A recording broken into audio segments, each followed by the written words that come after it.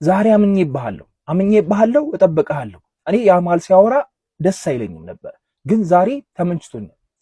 ፋብሪዞ ለጥፎታል። የፕሬስ ኮንፈረንሱ ላይ ያለው ነገር ሲሚዮኒዮ እስቲ ውለታ ያዋልልኝ አንድ ለአንድ ያገናኘኝ ይውላል። አያረገውም። ሲሚዮኒዮ በጭራሽ አያረገውም። እንኳን በዚህ ሰዓት አይደለ በደረውም ጊዜ ያማልን የትኛውም ማሰልጣኝ አንድ ለአንድ ለማገናኘት አያስብም። ጭንቅላት ካለው ጭራሽ ማሰብ የለብህም። በአንድ ማርክ አትችሉም። ምን አይነት ፓሶች ምን አይነት አስተላልፎች እንደሚያልፋቸው እያየን ነው። ስለዚህ ሰውዬ ለምንድን ነው የሚለቀ ነው? እስኪ ፈታ አድርገኝ ነው እያለ ያለው። ግን ሁለትም ሶስትም ቢመጡ ያማል የሆነ ነገር ማድረግ እንደሚችል በጨዋታው እምነት አለኝ። የተወሰነ ረጋ ብሎና ወኔ ሆኖ ኖሮት መጮት ብቻ ነው ያለበት። ቀይ ካርድ ሊያስመለክት እንደሚችል በጣም አድቫንቴጅ ይኖራቸዋል። ባለፈው በቀይ ካርዱ ባርሳ ተጎድቷል። አትሌቲኮ ማድሪድ በያማል ምክንያት ቀይ ካርድ የመመልከት እድላችሁ ሰፋ ሊል ይችላል። ይህንን ጨዋታ ያለምንም ስጋት ነው መጮት የሚችሉት። ጎል ማስቆጠር ብቻ ጎል እንደማይቆጠርባቸው አታክ እንደማያደርግ በጣም እርግጠኛ ነኝ። የሆነ ካውንተር አታክ ለመጮት ካልሞከረ በስተቀር እሱንም እድል ከሰጡት ነው።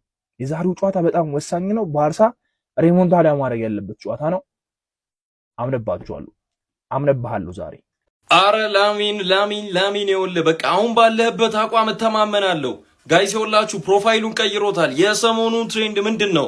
ላሚን ያማልም ተቀላቅሏል። ይኸውላችሁ እንግዲህ ሌብሮን ጄምስ የክሊቭላንድ ካቫሊየርስ ተጫዋች በነበረበት ሰዓት ላይ እጅግ በጣም 2016 ላይ አንድ በቅርጫት ኳስ ታሪክ ከታዩ ድንቅ ካምባኮች መካከል ጎልደን ስቴት ዋሪየርስ ላይ ያደረገው አንድ ድንቅ ካምባክ ነበር። ከ3-1 ወደ ጨዋታውን ቀይሮት ኦልሞስት እንዲያሸንፉ አድርጓል። ከዛ በኋላ የሻምፒዮንሺፕ እንግዲህ ዋንጫዎችንም ደርድሮ በእጁ መያዝ ችሎ ነበር። ከዛ በኋላ አንድ ፎቶ ተነስቶ ነበረ። አይ ቲንክ መነጽር አድርጎ አሁን ኦልሞስት ብዙ የባርሴሎና ተጫዋቾች እንግዲህ እየተቀያየሩ ኦልሞስት ብዙ ላሳያል እንደዚህ እየተጠቀሟት ያለውን ትሬንድ እንግዲህ እሱ ነበረ መጀመሪያ ተነስቶ ከጨዋታው በኋላ አይ ቲንክ የለቀቀው ማለት ነው። አዛይንድ አሁን ላይ ግን ይሄ ነገር ትሬንድ ሆኗል በባርሴሎና ቤት። ለምን ከተባለ ደግሞ ለሻምፒየንስ ሊጉ ጨዋታ ይኸውላችሁ ለአትሌቲኮ ማድሪዱ በዕለተ ማክሰኞ ለምናደርገው የሻምፒየንስ ሊግ ጨዋታ ካምባክ እናደርጋለን የሚል አይነት አትሞስፌር እየፈጠሩ ይገኛሉ። እኔን ጨምሮ ይህን ፕሮፋይሊን ቀይሬያለሁ ተመችቶኝ ማለት ነው። ትሬንዱና እጅግ በጣም አስገራሚ ትሬንድ ነው እንደምትመለከቱትና የልክ እንደ ሌብሮን ጄምስ ካምባክ እናደርጋለን የሚል አይነት እንግዲህ እሳቤን የያዘ ነው።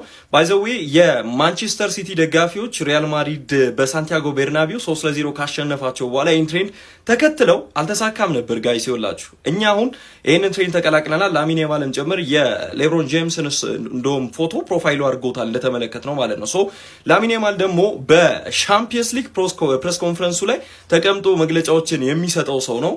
ሌብሮን ጄምስም እንዳጋጣሚ ነው የዛ ጊዜ እሱ ነበር ፕሬስ ኮንፈረንስ ሊሰጥ የቻለው እና ግጥምጥሞሽ ያለው ብዙ አስገራሚ ሞመንቶች አሉት ጋይስ። እና እስኪን በፕሮፋይል ምናምን እንዴት አያችሁት የሰሞኑን ትሬንድ? እኔም አድርጌዋለሁ፣ እናንተም ተቀላቀሉ። እዚሁ ጋር ደግሞ ሼር ተደራረጉ። እስኪ እናንተ ሼር ተደራረጉ። ፎቶ ያላችሁ የላሚን የሜሲ ምናምን ሜሲ ኦልሞስት ለቋል፣ ግን በሜሲ ስቲል እየተሰራ ነው። ባሉት ተጫዋቾች ሼር ተደራረጉ። ይመቻችሁ። የፕላስ ምልክቷን እየነካችሁ ፎሎ አድርጉ። ኮፒ ሊንክ ሪፖስት ይደረግ። ይመቻችሁ። ኩሌርስ ጉዞ ወደ 40 ሺህ። የባርሴሎና ደጋፊዎች በምሽቱ የአውሮፓ ሻምፒዮንስ ሊግ ሩብ ፍጻሜ የመልስ ጨዋታ ከአትሌቲኮ ማድሪድ ጋር ስለሚኖራቸው ፍልሚያ ካምባክ ስለመስራት ተጫዋቾቻቸውን በምትመለከት መልኩ ኤርፎን እንዲሁም ደግሞ መነጽር እያስለበሱ ሶሻል ሚዲያውን ተቆጣጥሮት ይገኛሉ። ታዲያ ይህንን ለምንድን ነው የሚያደርጉት? ትርጉሙስ ምን ማለት ነው እያላችሁ ግራ ተጋብታችሁ ሊሆን ይችላል። በዚህ ቪዲዮ ላይ ማብራሪያውን ይዤላችሁ ቀርብ ያለው። ከዛ በፊት ግን ቴምር ሪል ስቴት በተለያዩ አይን በሚባሉ አካባቢዎች ላይ ከመኖሪያ ቤት እስከ ንግድ የሚሆኑ ቤቶች በጥራት አዘጋጅቶ እየጠበቃችሁ ይገኛል። እናንተም ከቴምር ሪል ስቴት የቀረቡላችሁን እነዚህን ቤቶች በተመጣጣኝ ዋጋ ማግኘት ትችላላችሁ። እንግዲህ ባርሴሎናዎች በምሽቱ የአውሮፓ ሻምፒዮንስ ሊግ ፍልሚያ በመጀመሪያው ዙር ጨዋታ 2-0 ተሸንፎ አትሌቲኮ ማድሪድን ሜትሮፖሊታኖ ላይ ሄዶ እንደሚገጥሙ ይታወቃል። ታዲያ ካምባክ ለመስራትም በጣም ከባድ እንደሆነ ይታወቃል። ነገር ግን ትሬንድ በመጀመር ቲክቶክ ላይ እንዲሁም ደግሞ በተለያዩ ሶሻል ሚዲያዎች ላይ ሙሉ በሙሉ ተቆጣጥሮታል ማለት ይቻላል። ይህንንም ደግሞ ተጫዋቾቻቸውን ተቀላቅለውታል። ታዲያ ይህንን የሚያደርጉት ለምንድን ነው ካላችሁ ደግሞ በ2016 በኤንቢኤ ፋይናል በታሪክ ታይቶ የማይታወቅ ካምባክ ተፈጥሮ ነበረ። የሌብሮን ጄምሱ የሆነው ክሊቭላንድ ካቫሊየርስ በጎልደን ስቴት ዋሪየርስ ከ3-1 መመራት ተነስተው 4-3 ማሸነፍ ችለው ነበረ። ታዲያ ከዚህ ድል በፊትም እንግዲህ ሌብሮን ጄምስ በተለያዩ ጋዜጣዊ መግለጫዎች ላይ የሰጣቸው ንግግሮች በጣም አይከኒክ ሆኑ ሶሻል ሚዲያዎች ላይ ሲንቀሳቀሱ ነበር። ከካምባክ ጋር በተያያዘም ብዙዎች እንግዲህ እያገናኙት ይገኛሉ።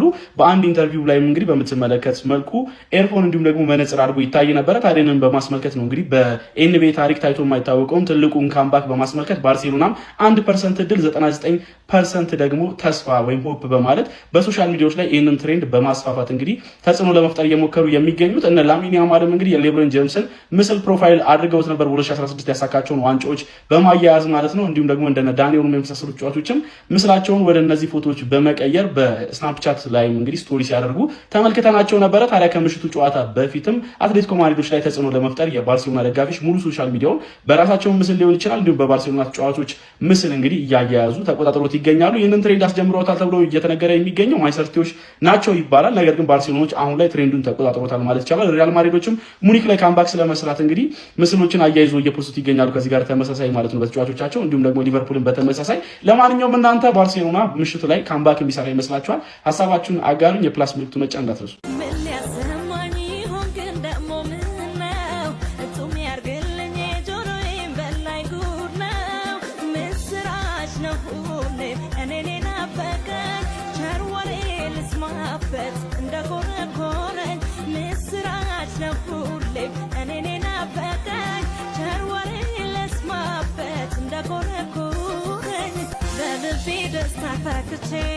ፊቴም እንዲያምር ተውቦ ነፍሴ አትሰበር በሐዘን መልካም ቀን ይታደጋሞ ሕፃኑን ወጣት ያርግልኝ